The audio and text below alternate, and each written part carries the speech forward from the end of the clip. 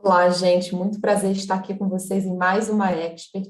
Hoje nós vamos mediar o painel A Volta da Inflação Global, Resposta dos Bancos Centrais e como isso afeta os investimentos. Para isso, a gente convidou aqui o Rodrigo Azevedo, sócio fundador da Ibiúna Investimentos. Rodrigo, é um prazer estar aqui com você. E até para a gente começar esse painel, eu queria pedir para você contar um pouquinho a sua história, a história da Ibiúna e dos fundos também da gestora. Bom, é um prazer estar aqui. Muito obrigado pelo convite aqui da Expert, de poder falar um pouco aqui sobre a Ibiúna, essa oportunidade de discutir cenários que a gente está vendo, em particular, nesse mundo desafiador, tem bastante inflação vindo aí pela frente. Sobre a Ibiúna é essencialmente uma casa, uma gestora independente de recursos. Nós gerimos, hoje em dia, cerca de 22 bilhões de reais, distribuído em 3 famílias de fundo, né? A família Macro, que é tocada pelo Mário Torosi por mim, a família de Equities, que é tocada pelo André Lyon, e a família de Crédito, que é a família mais recente, que a gente adicionou um ano atrás, que é tocada pelo Eduardo Aliadef e pela Vivian Lee. Então, é uma casa diversificada, com 3 estratégias, que já está aqui na história, tem um longo track record, né? A gente começou a casa em 2010, Mário e eu, então, a maior parte dos fundos macro, em particular, tem aí 10 anos ou mais de história de mercado, né? A nossa história é essencialmente uma história de 2 profissionais que se uniram lá em 2010, depois de já ter bastante experiência com o mundo macro, olhando pelos 2 lados da mesa, vamos chamar assim, né? O lado do setor público e o lado do setor privado. Mário teve uma longa carreira bem exitosa no Banco Santander, foi tesoureiro do banco, tocou a mesa do Mercados Emergentes em Londres, uma época, e basicamente viu tudo que era a parte de mercado, olhando pelo lado do setor privado antes de ir para o Banco Central em meados de 2007. Do meu lado, eu fui mais pelo lado analítico, né? Fiz pós-graduação nos Estados Unidos, voltei para o Brasil em 94, me juntei ao Garantia, à época, como economista, fiquei lá com o Credit Suisse até meados de 2004, e depois aí de 10, quase 11 anos de setor privado, eu fui convidado pelo Meirelles para ir para o Banco Central. Fiquei lá basicamente 3 anos, 2004 a 2007, como diretor de política monetária, né, vendo bastante a coisa pelo lado do setor público. O Mário me sucedeu nessa mesma posição, em meados de 2007, ficou lá até o final de 2009. Então, basicamente, a diretoria de política monetária foi ocupada pelo Mário ou por mim entre outubro de 2004 e dezembro de 2009. São 46 reuniões do Copom, né, que teve o meu voto ou o voto do Mário. Então, é esse tipo de experiência, que é uma experiência muito rica, foi um privilégio ter podido ter essa oportunidade, que a gente resolveu se juntar ali no final de 2009, começo de 2010, e colocar à disposição dos nossos clientes. E é basicamente isso que a gente tem feito, né? Hoje em dia, a estratégia macro tem aí quase 20 bilhões de reais de ativos sob gestão, e essencialmente o que a gente tenta fazer é avaliar ciclos de política monetária no Brasil e no resto do mundo, tentando buscar oportunidades de investimento, de novo, com esse enfoque macro, né? Então, essencialmente, esse é o DNA da gestão macro dentro da casa, e é isso que a gente se propõe a fazer, e, né, tem tido uma trajetória aí de bastante sucesso, né? A gente pega, por exemplo, a performance do Ibiúna Red STH, que é o principal veículo macroeconômico da casa, né? Em 2019 ele subiu 16,5%, 2020 subiu 15,5%, foi um ano difícil de crise, e esse ano a gente está subindo aí um pouco mais de 3%. Então, acumulado nesse período todo, né, nesses 3, 5 anos, é uma performance bastante consistente. Quando a gente olha para 5 anos, por exemplo, o Ibiúna Red STH está subindo mais de 80%, 81% nominal, contra um CDI no período em torno de 37%. Então, é uma proposta de valor que eu acho que tem dado bastante alegria para aqueles nossos investidores aqui, e acho que isso reflete basicamente na solidez do time que a gente está construir da casa nesse momento. Muito bem, obrigada, Rodrigo. E até falando um pouquinho da casa de vocês, essa expertise super grande em navegar, né, os cenários, os ciclos de taxa de juros no mundo, eu queria fazer uma pergunta com base em muitas das nossas conversas. Após um ano de pandemia, né, com uma enxurrada de recursos dados pelos bancos centrais de diversos países, você teve uma recuperação recorde das bolsas, tanto aqui no Brasil, quanto, por exemplo, nos Estados Unidos. A gente viu que essa enxurrada de liquidez dada dos bancos centrais, ela teve uma inflação em ativos. E a gente não se limita somente à Bolsa, a gente vê situações fora do mercado financeiro, preço de imóveis no mundo, preço, inclusive, de carros, que muito se fala do preço dos carros recentemente, e até, inclusive, na parte de alimentos. Um bom exemplo de inflação no nosso dia a dia, né, no nosso cotidiano, e não só algo que infla preços de ativos no mercado. Como que vocês enxergam a volta da inflação, não só aqui no Brasil, né, mas como no mundo, e o posicionamento dos bancos centrais em relação a essa retomada da inflação depois de todo esse ciclo de estímulos por conta de pandemia? Bom, isso é exatamente um dos principais temas que nós temos explorado em 2021, né, que é a ideia de que a gente está tendo uma recuperação muito forte da economia global esse ano, né, e isso vem criando pressões inflacionárias.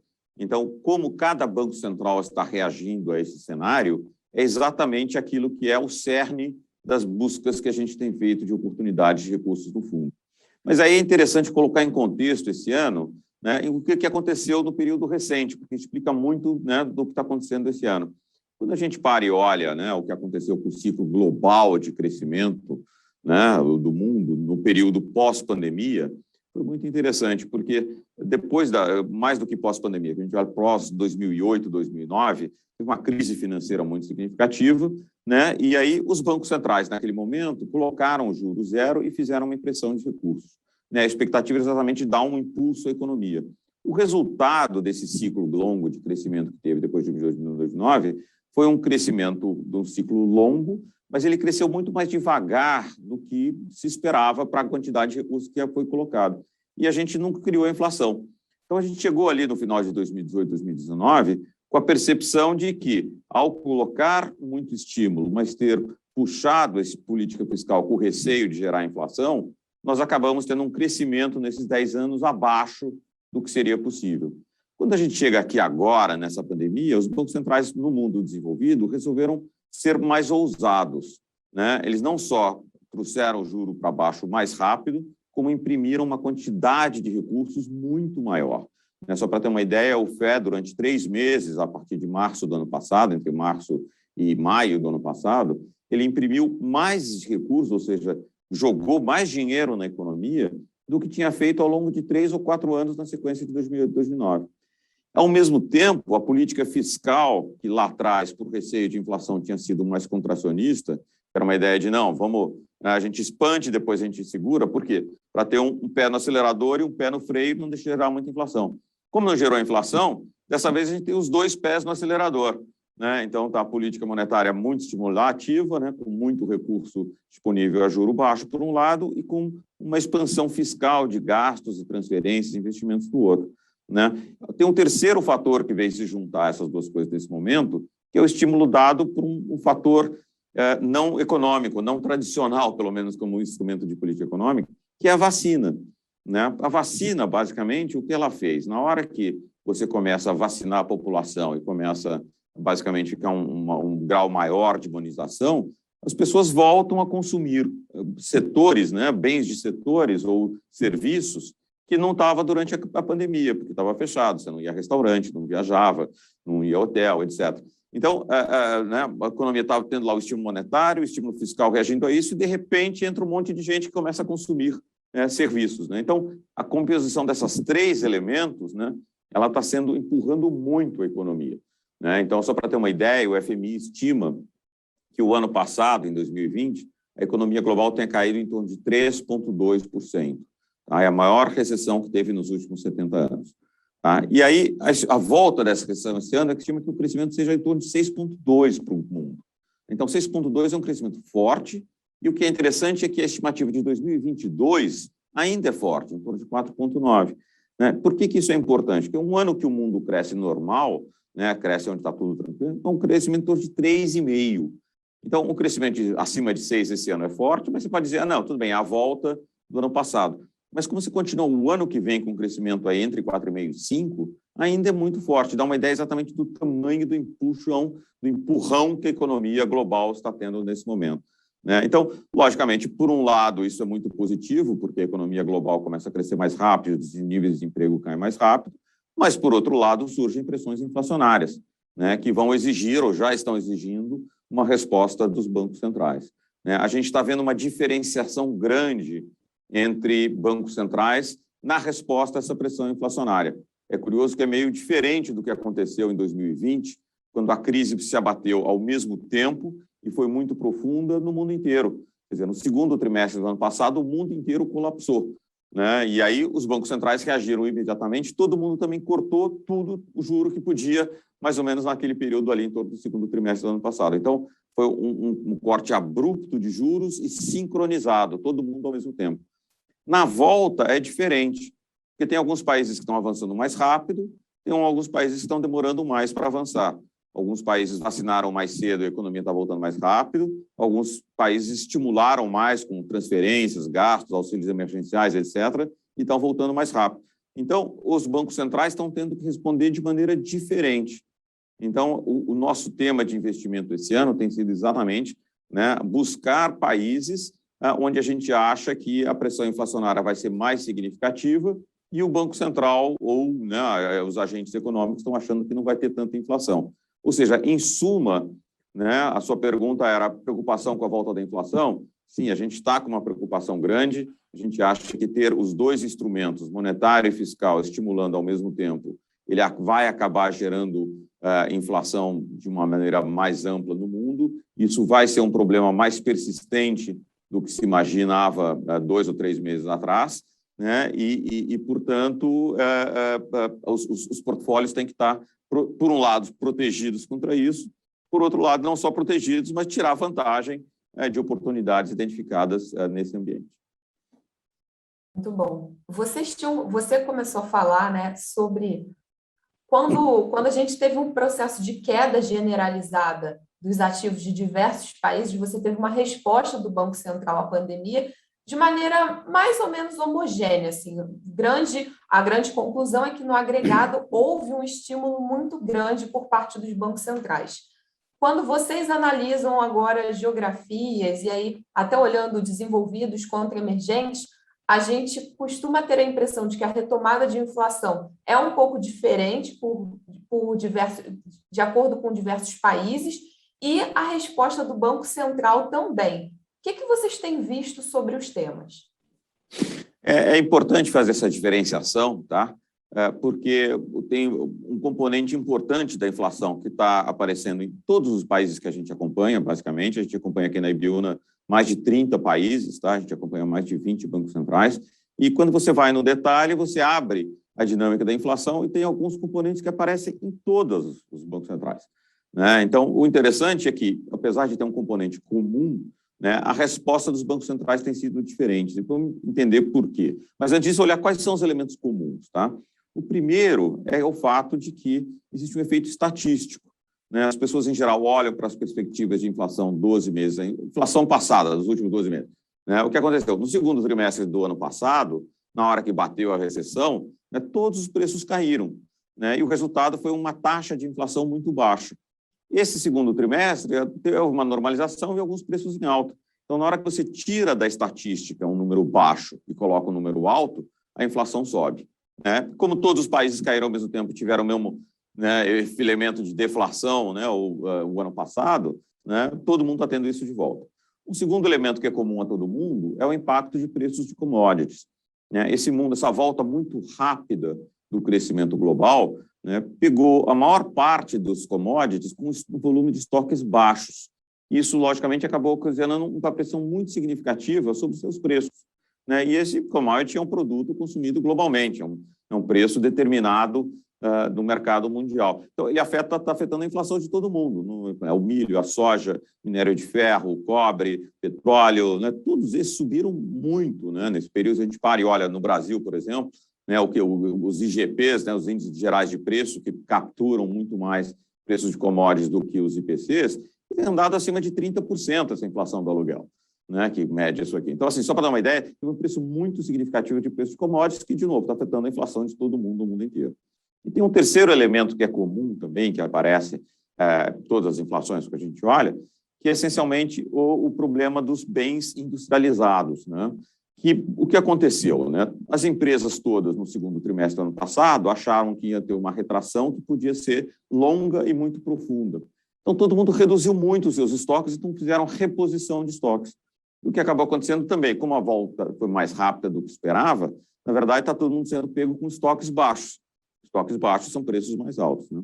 Então, esses três elementos, na hora que ele aparece, está causando uma alta da inflação, que tem um choque grande, está sendo olhado pelos bancos centrais como um choque de restrição de oferta, né, nesse momento, e que causa uma causa temporária da inflação mais alta. Então, a inflação no Brasil, por exemplo, nos últimos 12 meses, ela está atingindo mais de 8%. O acumulado está chegando próximo a 9%. Tem vários elementos que são temporários. A inflação nos Estados Unidos, por exemplo, nos últimos 12 meses, ela está acima de 5%.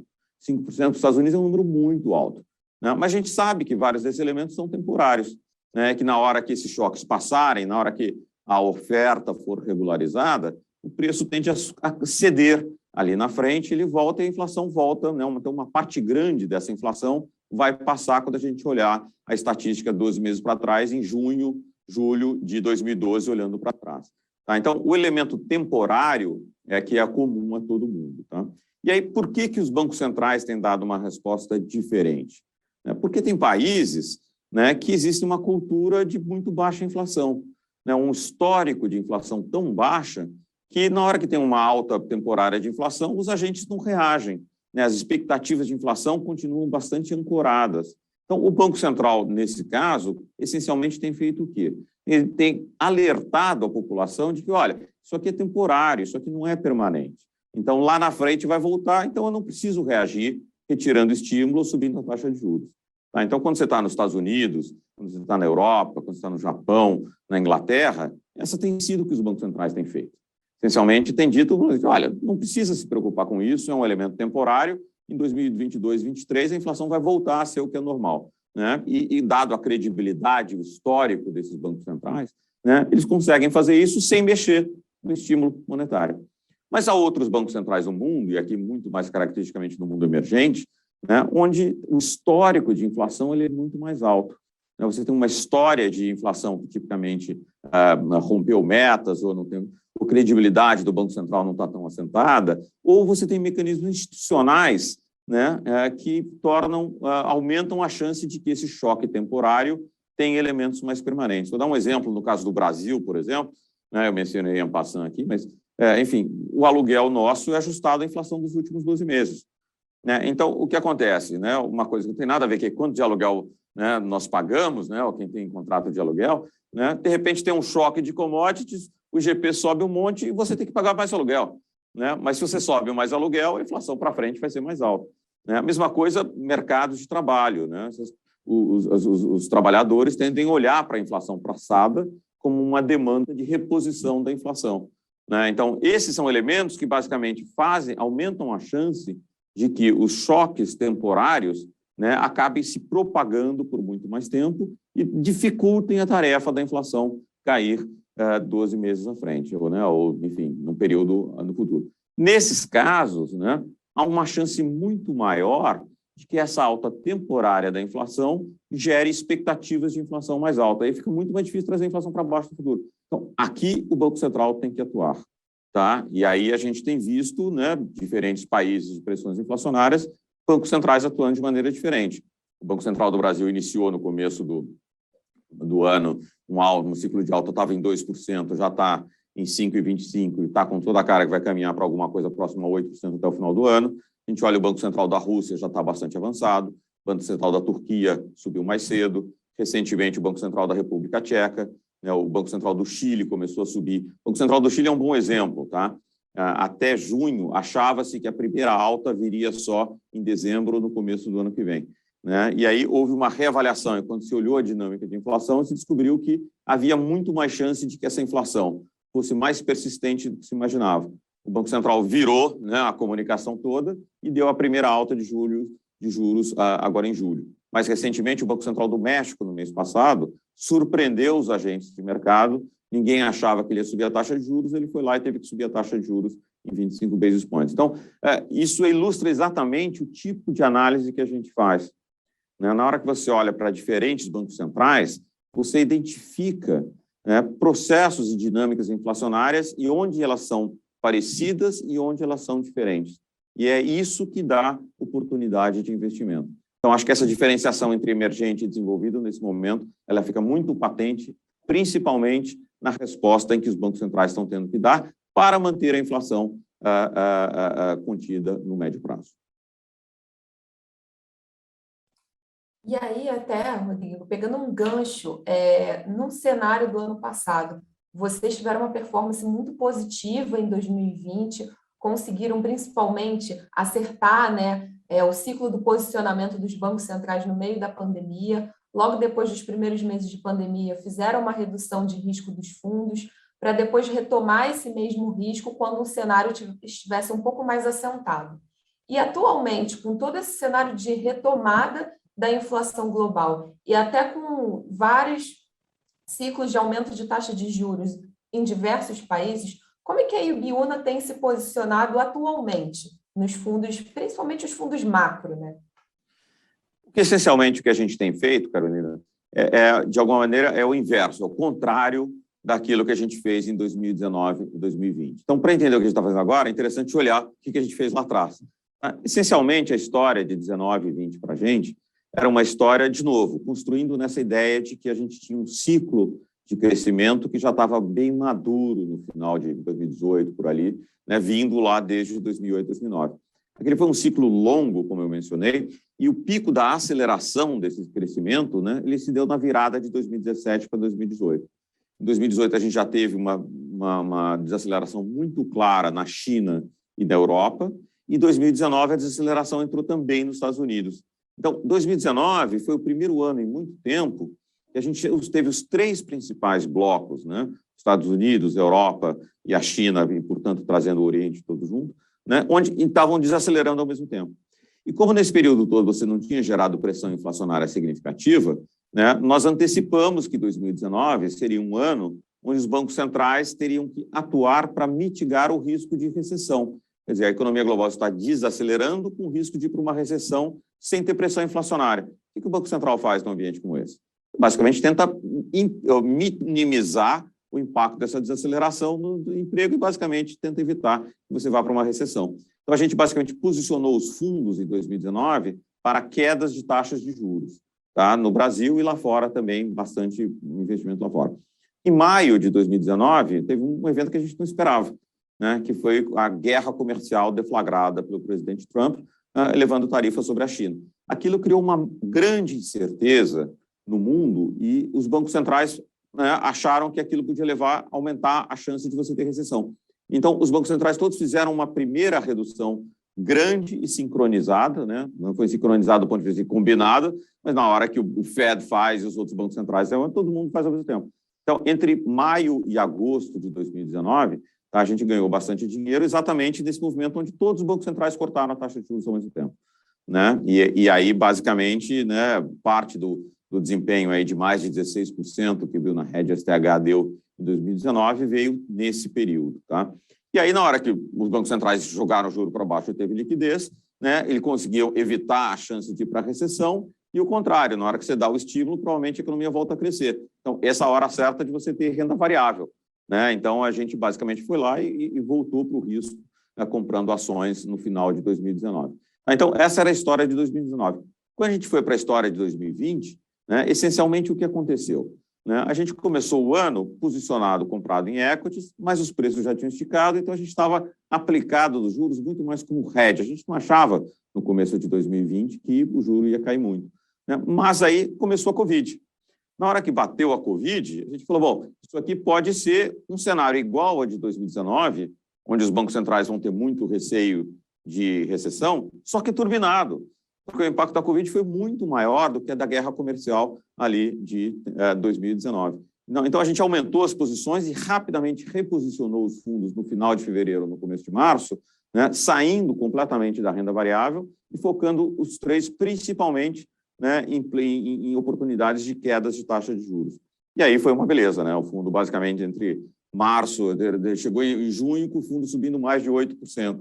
né? E basicamente num período que foi o período ali entre março e junho de 2020, muito difícil para todo mundo. A gente conseguiu, na verdade, passar incólume e performando bastante bem. E aí, na verdade, de novo, voltou a mesma história de 2019. Depois que você joga liquidez e evita o risco de recessão, você tem que ir para a renda variável, que é quando vai subir, né? E aí, basicamente, a gente mudou no segundo semestre e voltou para a renda variável. Então, no fundo, a história de 19 e 20 era histórias onde eu quero estar aplicado nos juros e quero ter pouca renda variável porque eu estou com risco de recessão.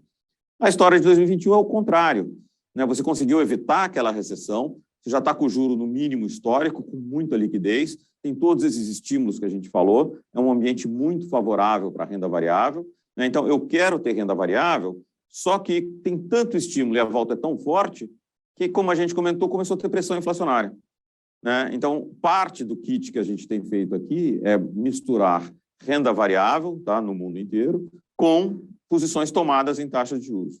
Então, na verdade, quando eu paro e olho, ele é o contrário daquilo que a gente fez em 19 e 20 e antecipo que a gente ainda tem muita oportunidade para fazer retorno aqui nesse segundo semestre e até no começo de 2022, basicamente com o fundo posicionado nessa direção. Então, essencialmente, a gente tem feito esse mapa, né, das posições com o ciclo global dessa maneira. E para o Brasil, Rodrigo, o que vocês estão vendo especificamente para o Brasil nos próximos meses, principalmente com o cenário de eleições para o ano que vem? Bom, no Brasil, né, a gente tem uma economia que ela teve um legado da pandemia que foi muito pesado, né? O legado na parte fiscal, em particular, para o Brasil, ele foi muito pesado, no sentido de que a gente gastou muito para combater a pandemia, começando num nível de dívida já muito alto. Quer dizer, pré-pandemia, o nível de dívida PIB do Brasil era em torno de 75% do PIB, né? Com todo o déficit nominal que a gente fez no ano passado, acima de 14%, e todo o gasto de quase 8% a 9% que a gente fez de transferências, etc., né?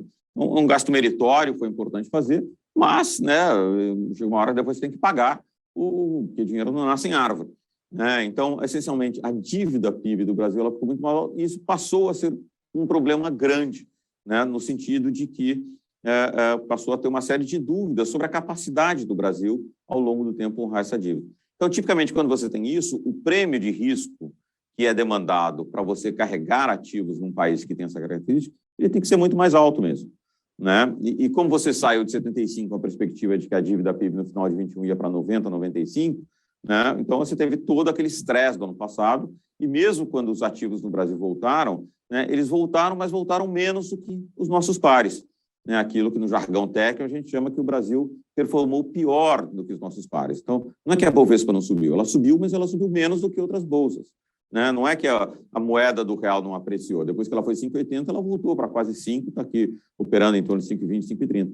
Né? Então, ela voltou, mas ela não voltou tanto quanto voltou o rand africano, por exemplo, quanto voltou o peso mexicano. Então, é uma história do Brasil, né, de o prêmio de risco e incerteza é tão grande que isso acaba gerando uma underperformance, né? O Brasil, né, ele acaba performando, mas performando menos do que outros países, né? Então, essa tem sido a história do Brasil. Quando chegou ali em abril e maio, a gente até ficou mais construtivo com o Brasil, tá? Ali a gente fez uma revisão importante do crescimento esperado para esse ano. Até então, a gente esperava que o crescimento do Brasil esse ano ia ser em torno de 3%, né? E aí nós, junto com o consenso de analistas, fomos surpreendidos pela resiliência que a economia brasileira mostrou à crise, à segunda onda de Covid, né? Nós, infelizmente, tivemos mais casos e mais óbitos na segunda onda do que a gente teve na primeira.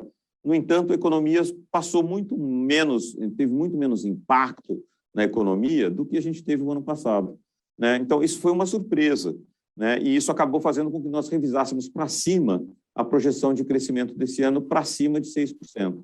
Né? Então, na hora que você sobe uma projeção de crescimento de 3% para 6%, na verdade, enfim, a avaliação tem que ficar mais construtiva mesmo. Ao mesmo tempo, tá, isso acabou fazendo com que a gente estimasse para baixo a dívida PIB do final desse ano. A gente achava que era alguma coisa de 90% a 95% do PIB. Hoje em dia, a gente acha que é em torno de 81% do PIB. 81% ainda é muito alto, né? Mas ele é bem mais baixo do que a gente achava que tinha que ter. Então, aquela ideia de a gente olhou ali em abril, começo de maio... Oi. Desculpa, a gente já está aqui acabando o nosso painel, sempre muito rico.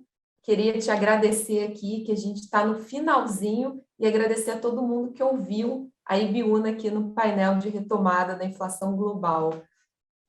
Muito obrigada, Rodrigo. Muito obrigado a todos.